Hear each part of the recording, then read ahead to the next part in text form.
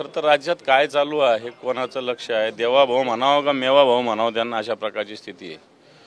पुण्यामध्ये मुरलीधर मोहोळ वेगळाच मेवा खात आहेत, जैन समाजाचं हॉस्टेल स्वतः घेण्याचा प्रयत्न करतायत। इकडे अजितदादांचा मुलगा महार हडोळ्याची जमीन घेण्याचा प्रयत्न करतायत। एकीकडे अशा पद्धतीनं हा महाराष्ट्राचा एक लूटमार करण्याचा एक प्रकार या महाराष्ट्रात चालू आहे। पुण्यात तर तो सगळ्यात मोठ्या प्रमाणावर चालू आहे आणि म्हणून जी पुण्याची कोरेगाव सारख्या भागात असलेली शहरातली मुख्य एरियातली जमीन 40 एकर जमीन महार हडोळ्याची जमीन जी एका उद्दिष्टासाठी राखीव असताना ती जमीन एखादी कंपनी घेती काय?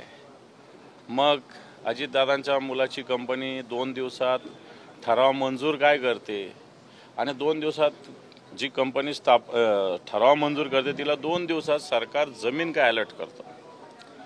दुसरी गोष्ट, कलेक्टर सांगतात ही जमीन आमचीच आहे, परंतु एकीकडे सरकारने ही जमीन या संस्थेला अलर्ट केल्याची सुद्धा माहिती आहे आणि म्हणून बरं हे झाला एक प्रकार, अलर्ट केली। नंतर त्याचं व्हॅल्युएशन काय?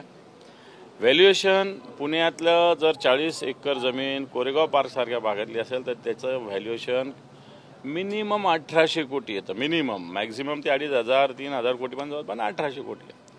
मग यांनी किती व्हॅल्युएशन दाखवलं? 300 कोटी आणि रजिस्ट्री किती रुपयात झाली? 500 रुपयाच्या बॉन्डवर।